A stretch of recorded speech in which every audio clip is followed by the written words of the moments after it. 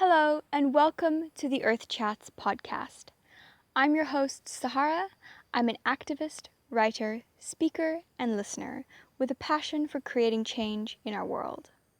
Join me and special guests weekly as we have inspiring conversations and reveal insightful knowledge, tips, and tricks on how you can live more mindfully on this planet. Tune in every Wednesday and make sure to hit subscribe to stay up to date with all the latest episodes. And now, without further ado, let's get on with the episode.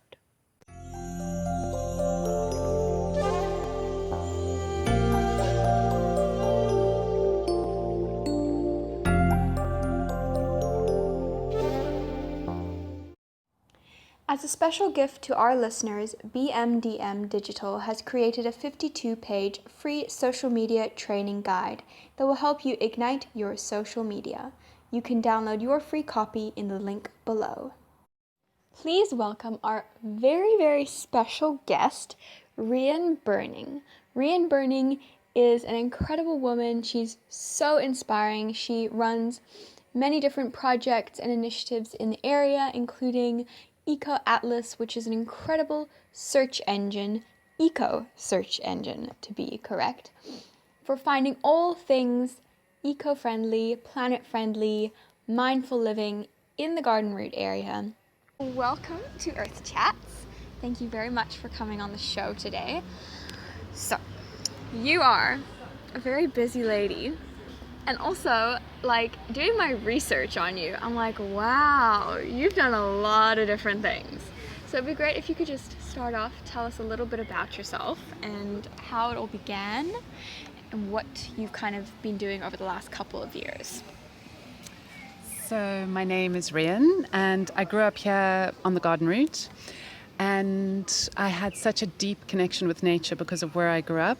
I used to horse ride through the forest and swim in the sea a lot. We spent lots of weekends sleeping down on the sea. So my connection to nature was really strong. And I have now moved back here after studying and traveling and finding a husband to live here with my children and give them the same upbringing that I had, the same connection to nature. But in my time in studying and working in Cape Town, I focused a lot on environmental education and environmental science because I had that connection, I saw it as such an important link to what I could give to the world would be to reawaken that connection with nature. So I have done Nature Network in Cape Town, worked with SEED, which was environmental education on the Cape Flats, and now here back on the Garden Route, running Atlas and also Renewable Plate, which is now sprung into Renewable Neisner, and also running a regeneration project at the school my children go to, Raffaeli, that's regeneration at Raffaeli, and also mentoring women in grassroots projects, and also mentoring students who ask it of me. So I do Skype calls with students who are interested in anything environmental and social justice orientated. Wow. Quite the array of things. That's fantastic, but it's so true because education is such a key part of all of this. And I can totally connect to your growing up and horse riding sounds exactly like my childhood. So it's definitely, I think we're very lucky to grow up in a place like this. So you're an environmental scientist, an educator, and an eco-entrepreneur with a Bachelor of Science from the University of Cape Town, as well as postgrad degrees in elementary education and teaching, both with distinctions. How has this impacted what you do today?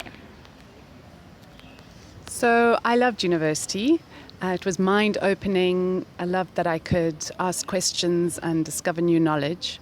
But I think the most learning that I have had has actually been on the ground, learning through doing.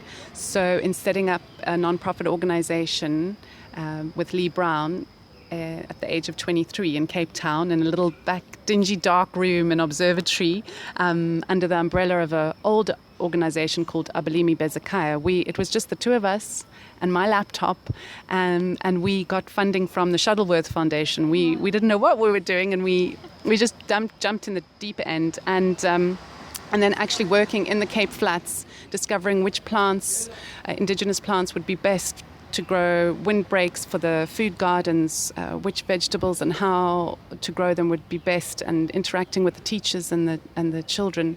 That's really where I learned, was learning through doing. And also doing Nature Network classes with young children, aged from 5 to 10. They were my teachers, experiencing their pure and innocent connection with nature. There's so much to learn from that. So I would say, although I really recommend, broadening your horizons by studying, it really is also learning through doing, which is what you are doing, which is so powerful. And in terms of how it has impacted me, I would say what I call myself an environmentalist, but I actually read something today by Charles Eisenstein, and he said he would also call himself an environmentalist, but actually it's boxing ourselves too much. I like what he said. He's a lover of life, and that's how I feel too, because if we have that love for all life, whether it's praying mantis on the bush next to us, or a child that we does not have the same access to schooling that we do, whatever it is, it's that connection with all life, and the right to a good, healthy, and life full of well-being. So the studies that I did opened doors for me to become a connector of people, a collaborator, but I also like to catalyze action. So I like all those C words: connect, collaborate, and catalyze. I like that. I like the C words. Also, if there's a pause in between here, we're busy passing my phone back and forth on the recorder. And I think 100% experience is everything. I mean, for me now, I'm finished with school, I'm 18, everybody's I'm almost 18, and everybody's so, what are you doing? Are you studying? Are you going to university? And I'm like, no, I don't really know what I want to study yet. I'm just kind of doing a bunch of stuff, and I just want to gain as much experience as I can before then making a decision on what to study. So I think definitely experience is a very good teacher. So you founded, directed, and managed many projects, including Nature Network, the Western Cape Eco Schools program, and SEED, all of which involved educating people and specifically children. How important is it that children receive knowledge on the planet and the role they play in the greater web of life from a young age? And what do you find is the best way to educate them and engage them in a topic and present it to them in a way that they can relate to? So I really strongly feel that this is some of the greatest work of our time, is connecting children with nature. I think our civilization has gone down a trajectory where we have become disconnected from our food, from the web of life, from the part we play. We are just one part in this very complicated, complex, and interconnected web of life. We're just one strand. And yet we have begun to dominate and are disconnected through... Children are disconnected from the food that they eat. It comes from a supermarket wrapped in polystyrene and cling wrap. There's no connection to our food and to life that makes our life possible. So for me, this is the greatest work, this reconnection of children with nature. And so I don't think it's about imparting knowledge, but just giving them the space and the guidance and facilitating that they have this space to feel their connection. It's not something that you can learn or be taught. It's just being given that space and to explore it through all your senses, because children have this sense of wonder. So to allow it to be awakened, the sense of wonder for nature and the part we play in it. And I think if they then have this healthy connection with nature and living systems and all life, then whatever they become, whether they become a computer scientist who's inventing new systems of technology that are going to solve problems, at least they will have that connection and everything will be based on that. So that's why I think it's some of the greatest work. And in terms of how to do that with children, like I say, it's not about taking them with a clipboard and a pen and paper and getting them to mark off what they see, but it's touching it, feeling it, smelling it, really just immersing themselves in nature, discovering, lying on their back and looking at the clouds, looking for bugs in the grass, but to feel, yes, they're part in the web of life. Yeah, for sure. I think, I was homeschooled. I had all the time in the world to just be outside playing mud cakes with my cousin and my sister and just, being, like you said, in nature. And it's not something that you can just teach somebody, like, care for nature, you really can't. And it's because I think, it's that feeling of loving life and loving nature is more than something that you can get from a textbook or a teacher or something like that. So yes, just to add, because then people might think, but what about children who are growing up in a city? And I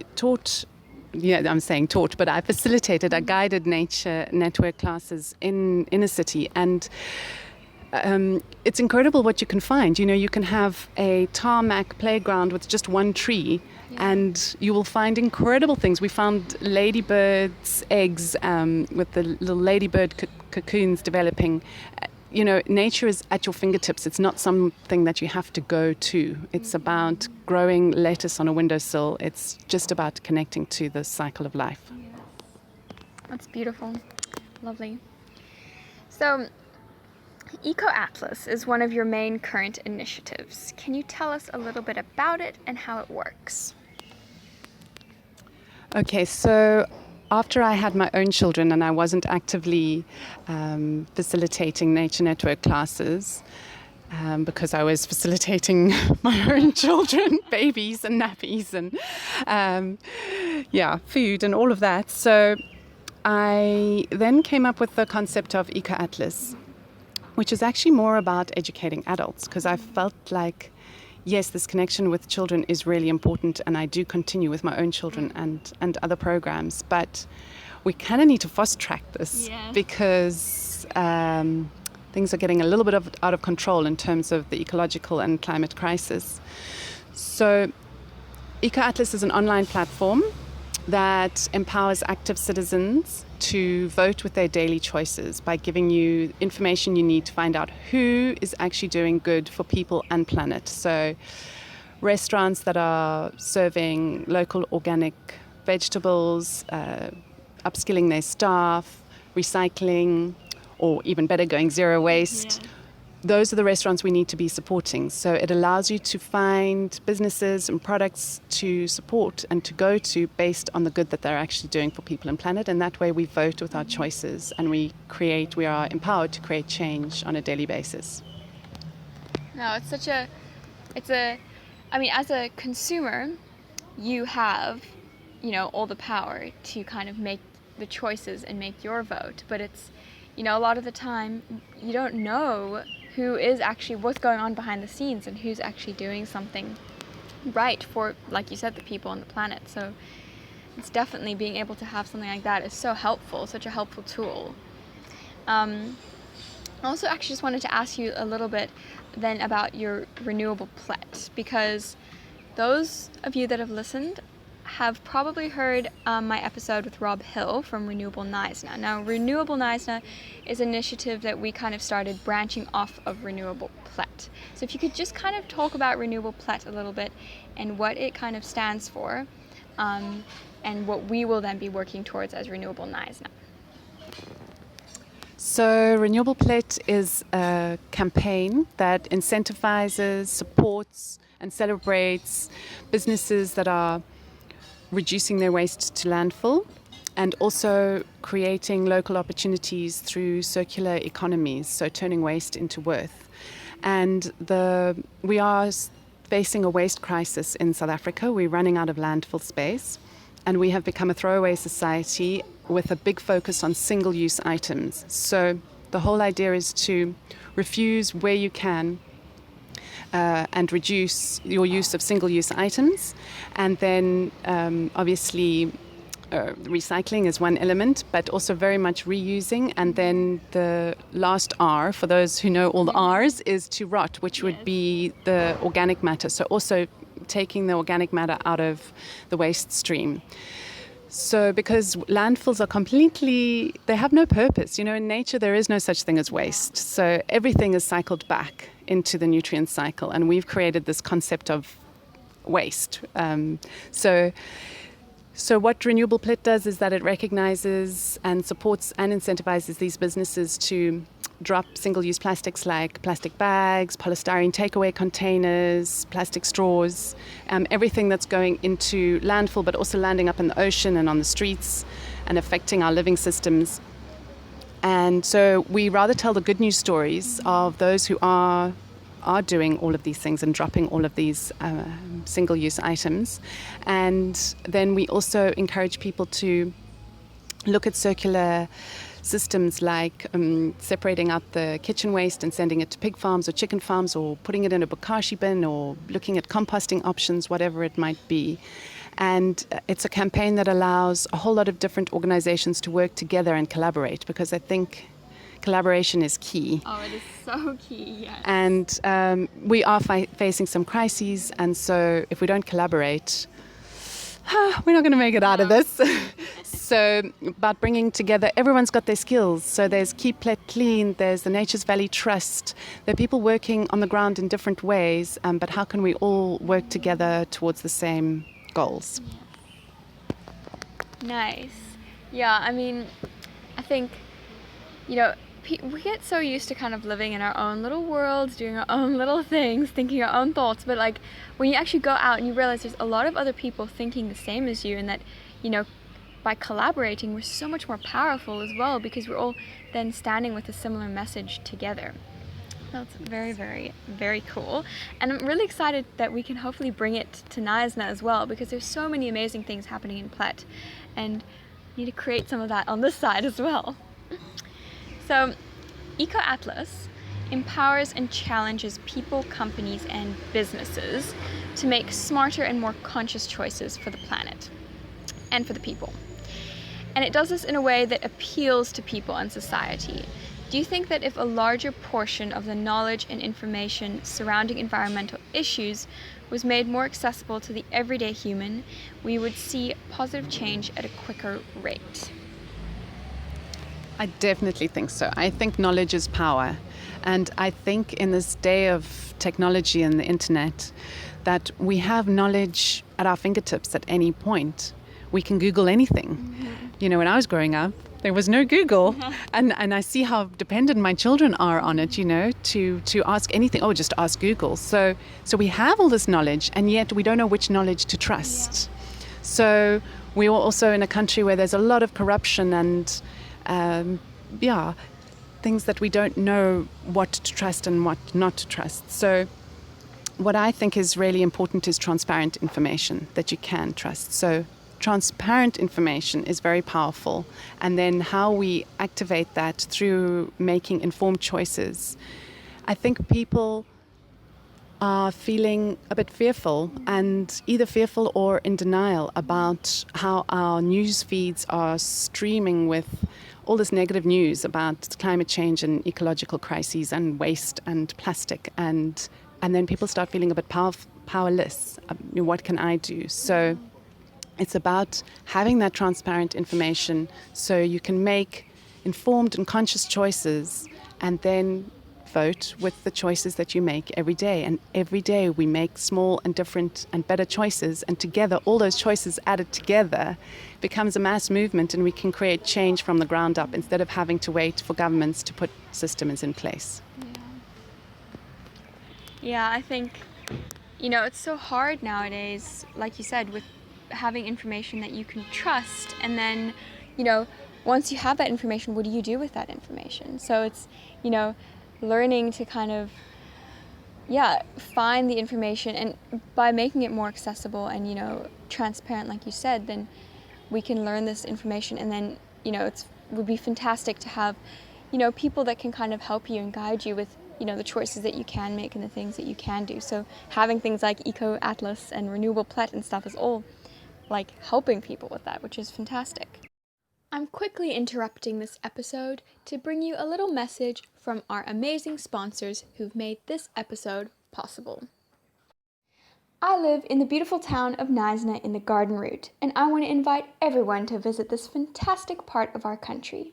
We have everything: indigenous forests, nature reserves, awesome views, beautiful beaches, and natural wildlife.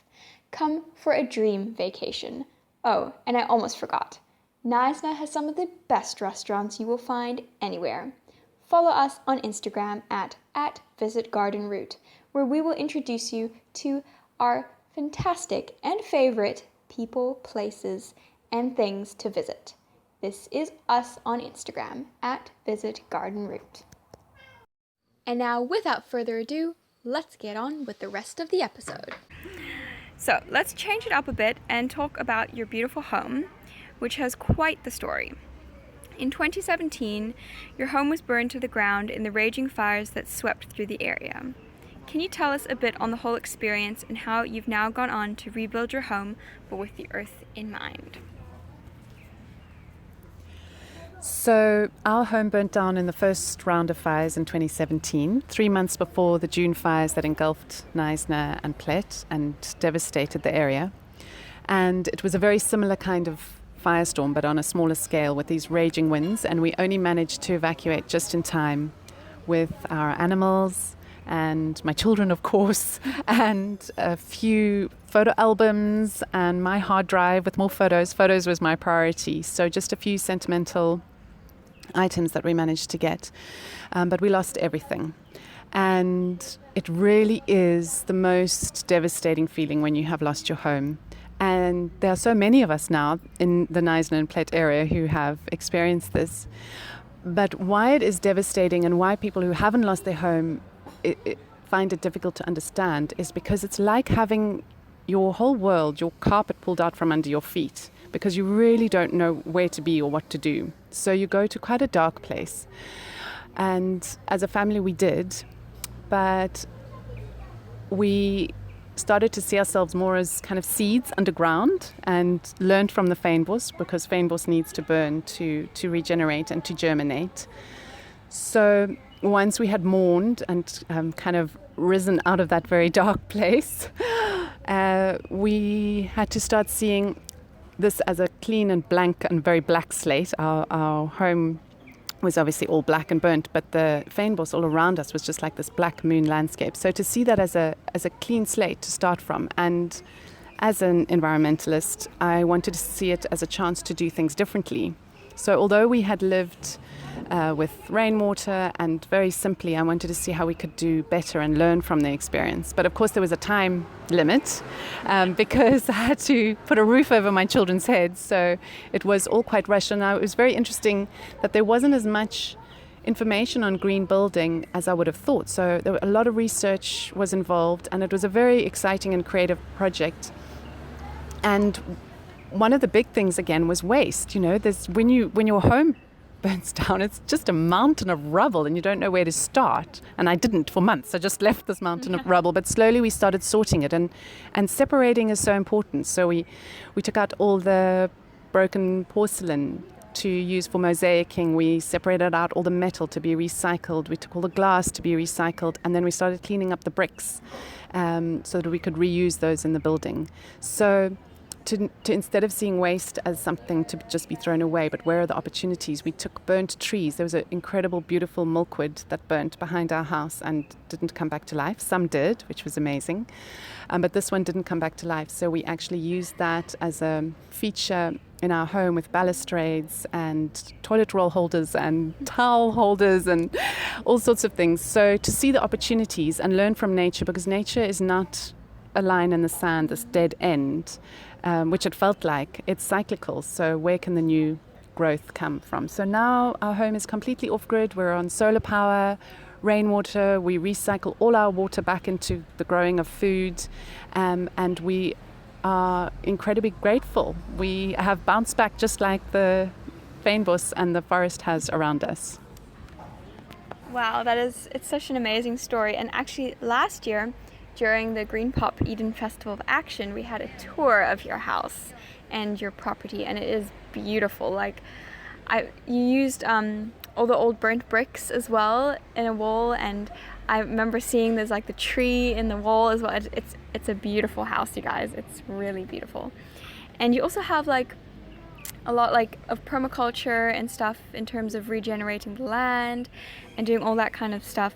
So it's really just, it's amazing to see, and I think it's so incredible to, and it's such an important lesson to take in anywhere in life, is that, you know, if things crumble, burn to the ground, like, it's not the end, you know, you can actually come back stronger. And this is actually what led you to start your blog, Stronger, Greener, Better. Can you tell us a bit about this and what inspired you to share your journey?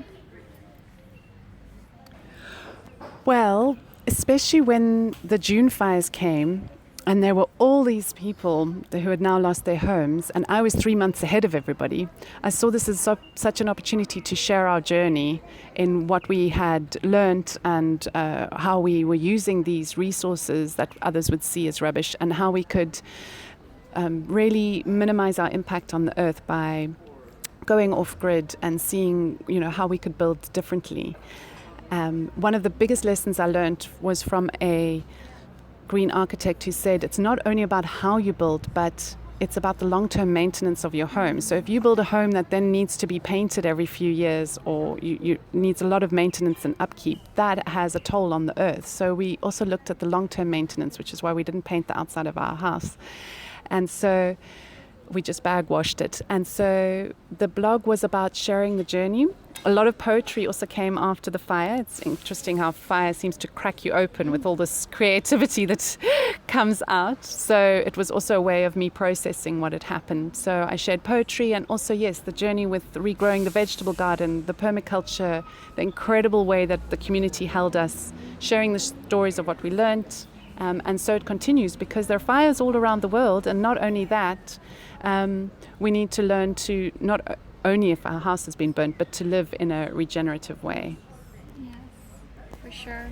And I think, yeah, just being able to share an experience that, you know, like somebody else whose home maybe has been lost, they will be able to relate so closely to your experience, because, you know, it's like, I mean, we personally didn't lose our home in the fires, but it came very, very close, and it's been 3 times that it's happened very, very close.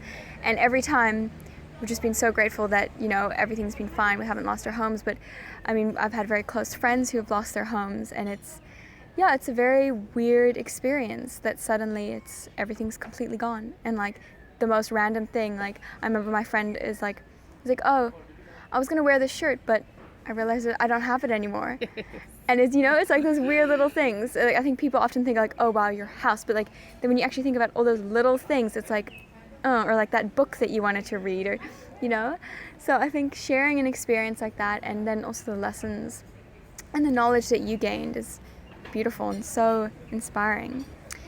Right, so we're gonna wrap up soon. Are you ready for a little quick fire round of questions? And we're gonna try and answer like quickly, but it's not easy.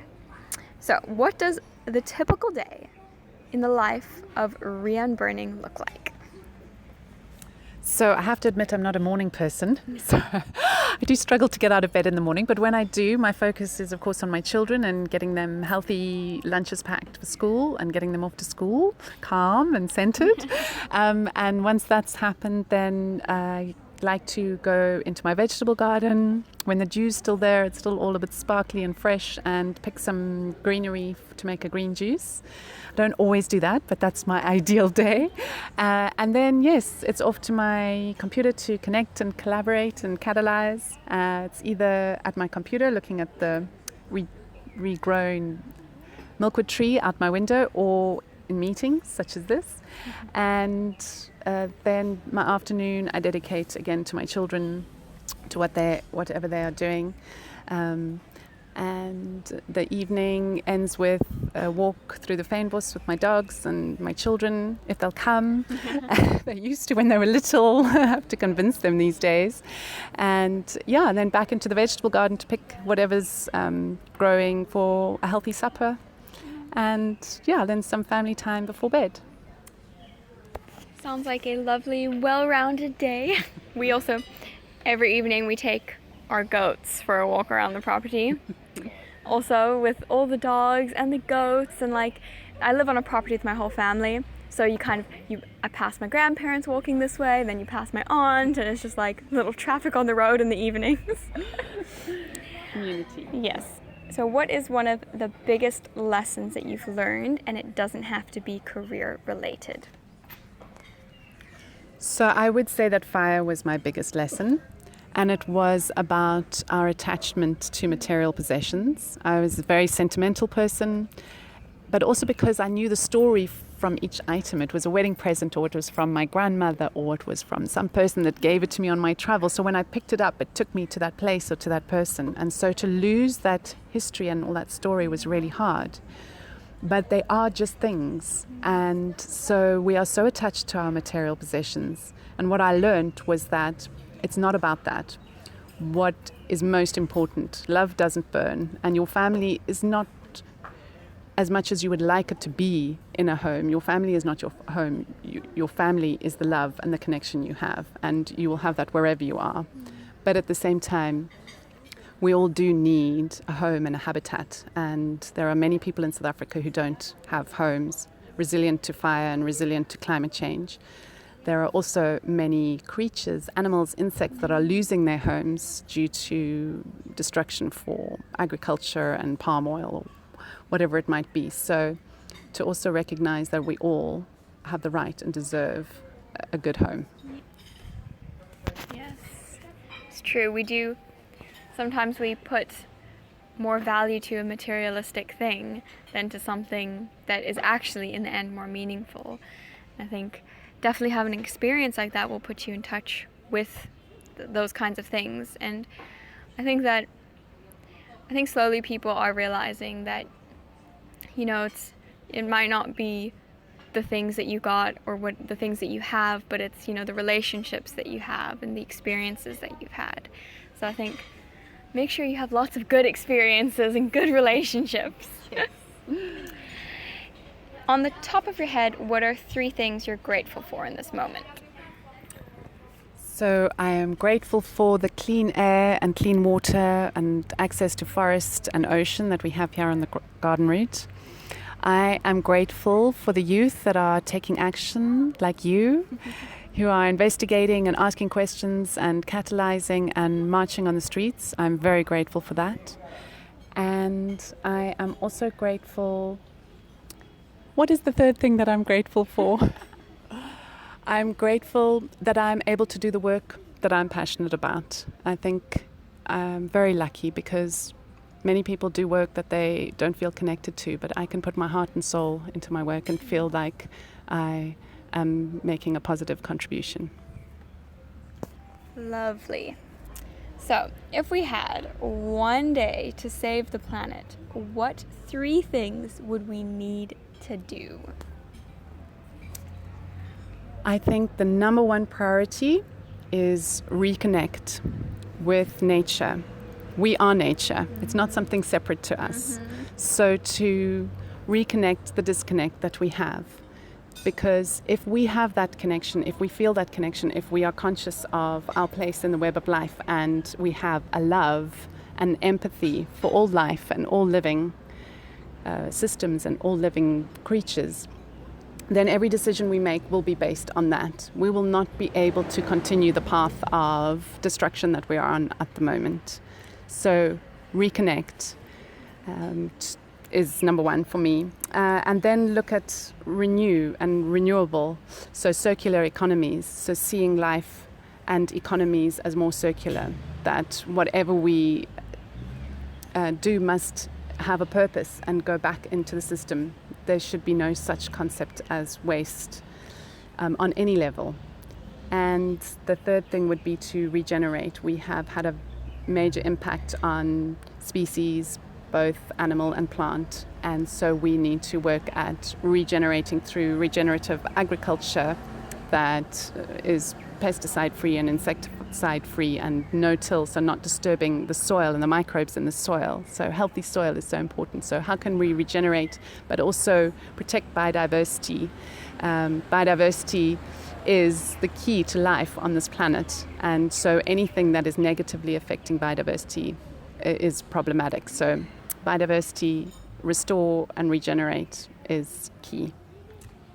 Lovely. I think we've got, is that 3 R's that we have? Yes. Reconnect, renew, and regenerate.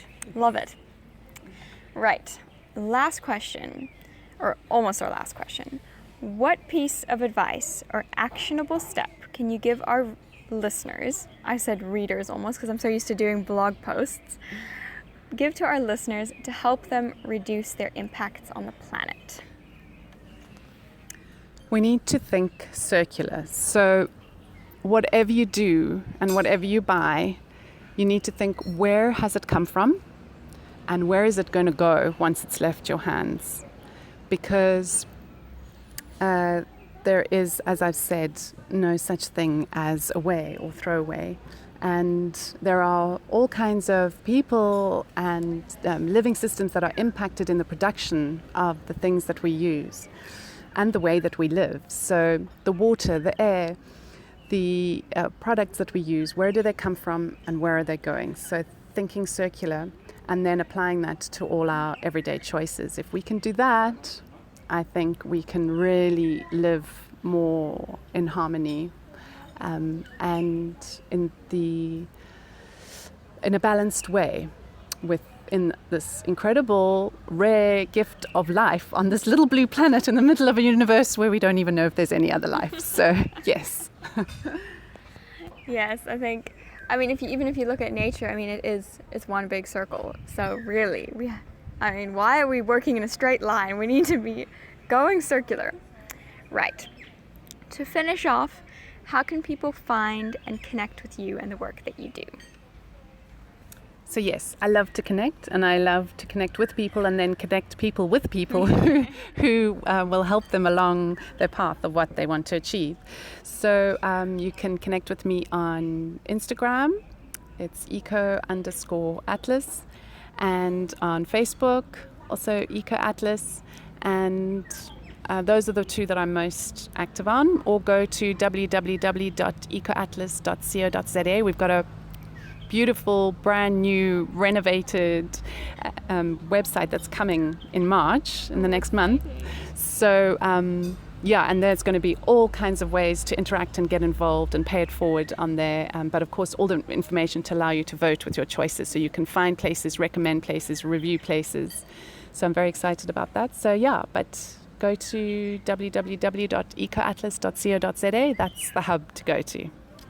Fantastic. Well, thank you so much for your time and for answering all our questions. It's like, I really enjoy doing these podcasts because it's just so nice to talk to people who are just like on the same wavelength. You can just like talk about these things and you're not like looked at like you're really kind of strange and out there. Like everybody's like, are you a hippie? Like, why do you care about nature so much? I'm like, no, you don't have to be a hippie to care about nature. It's just like, but anyway. It's a way of life. Thank you. Yes, it's a way of life. Have you taken the Plastic Pledge yet? I have. The Plastic Pledge is an awareness initiative with the aim of fighting the scourge of plastic pollution. If we know better, we can do better. And the most important thing that all of us can do as a community is to create awareness. Find the link to the Plastic Pledge below. Enjoying the show? Then please support us so that we can continue making awesome episodes just for you. A minimum donation of 100 Rand will get you or your business listed on the Earth Chats page as a sponsor with a link to you or your business. Please visit the link below to make your contribution. Thank you for tuning in to the Earth Chats podcast and supporting the show. I hope you enjoyed this episode, and if you feel someone else could maybe benefit from hearing this conscious conversation, please do give it a share. And that's it for now, guys. I'll see you next week.